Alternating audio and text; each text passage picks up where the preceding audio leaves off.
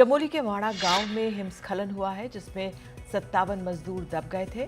32 मजदूरों को सुरक्षित बाहर निकाल लिया गया है। एसडीआरएफ, एनडीआरएफ, जिला प्रशासन, आईटीबीपी और बीआरओ की टीमें बचाव अभियान में जुटी हुई हैं। हुए थे और इस वक्त भारी बर्फबारी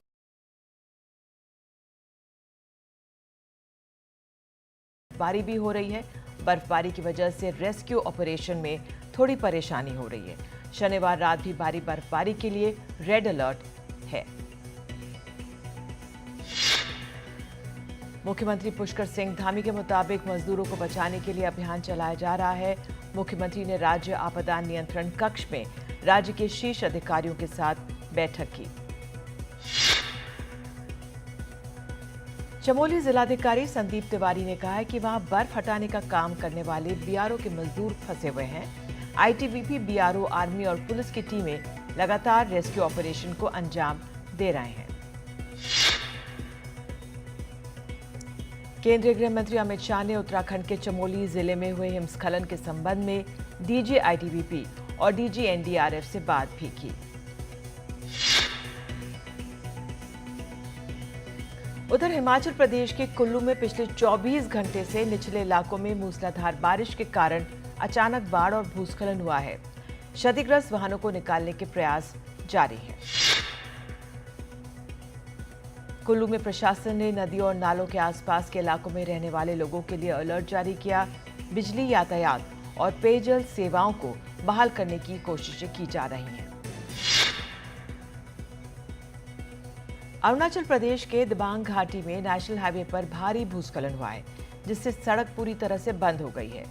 लोगों को दूसरी सड़क से जाने की सलाह दी गई।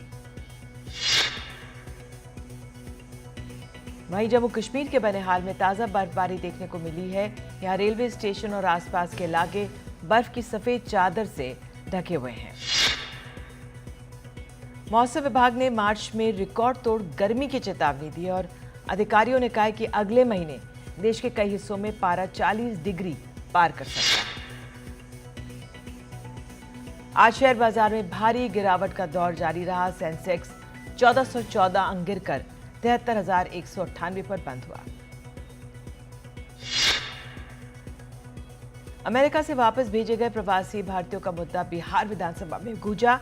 लेफ्ट के विधायकों ने हाथों में जंजीरें डालकर प्रदर्शन किया और केंद्र सरकार के खिलाफ नारे भी लगाए। दिल्ली विधानसभा में स्वास्थ्य सेवाओं पर कैग रिपोर्ट पेश हो गई है। इससे पहले रिपोर्ट में कई चौंकाने वाली जानकारियां आई। कोरोना के दौरान केंद्र ने 787 करोड़ दिए थे, जिसमें से सिर्फ 582 करोड़ ही खर्च हुए।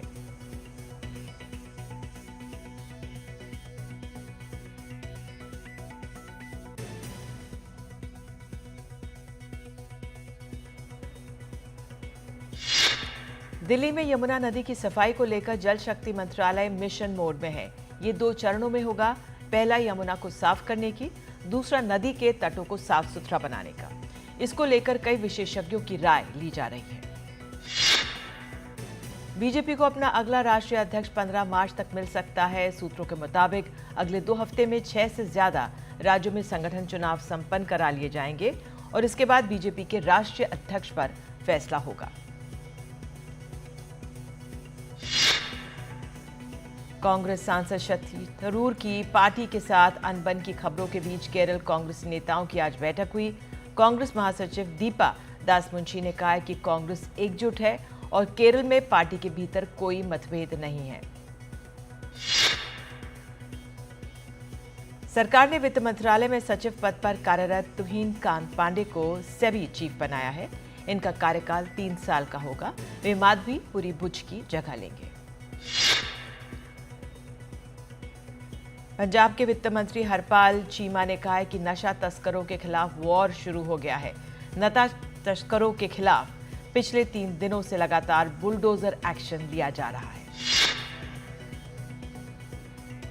यूपी के गाजियाबाद में झूठे रेप केस करने वाली महिला गिरफ्तार हुई है। महिला ने पहले अपने पति, फिर उसके दोस्तों पर गैंगरेप, जलाने और मारपीट करने जैसे संगीन मुकदमे दर्ज कराए। बाद में अपने बयानों से पलटी।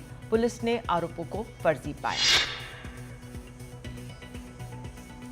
दक्षिणी दिल्ली के सीआर पार्क इलाके में 15 साल की एक छात्रा के साथ बलात्कार का मामला सामने आया और आरोप है उसके ट्यूशन टीचर पर, जिसे गिरफ्तार कर लिया गया है और पॉक्सो समेत अन्य धाराओं में केस दर्ज किया गया है। महाराष्ट्र के पुणे में बस में रेप के आरोपी दत्तात्रेय गाडे को पुलिस ने गिरफ्तार कर लिया है। पुलिस ने इस पर 1 लाख का इनाम रखा था। इस बीच जानकारी मिली है कि आरोपी पर पहले से 6 केस दर्ज हैं। एनडीटीवी की मुहिम सेव नीलम का बड़ा असर। कैलिफोर्निया के अस्पताल में भर्ती नीलम शिंदे से मिलने के लिए परिवार को अमेरिका जाने के लिए वीजा मिला। कल रवाना होगा परिवार। अमेरिका में सड़क हादसे में घायल हो गई थी नीलम। उत्तर प्रदेश के शाहजहांपुर में शादी से इनकार करने पर एक युवक ने 16 साल की लड़की पर हमला कर दिया। लड़की गंभीर रूप से अस्पताल में भर्ती है। वहीं आरोपी को पुलिस ने गिरफ्तार कर उस पर हत्या की कोशिश और पॉक्सो एक्ट के तहत मुकदमा दर्ज किया है। उत्तर प्रदेश के मुरादाबाद में प्रिंसिपल पर छात्रा की पिटाई का आरोप लगा है, जिससे उसकी आंखों की रोशनी चली गई। इसको लेकर परिजन गुस्से में हैं। तो प्रिंसिपल का कहना है कि किसी और बच्ची ने उसकी आंख पर मारा था, जिससे उसे गंभीर चोट लगी। आईटी बाबा ने आरोप लगाया कि एक निजी न्यूज चैनल में डिबेट के दौरान बाकी आए गेस्ट ने उसके साथ मारपीट की। आईटी बाबा पुलिस चौकी के सामने बैठे। पुलिस कर्मियों ने किसी तरह आईटी बाबा को समझाकर वापस भेजा।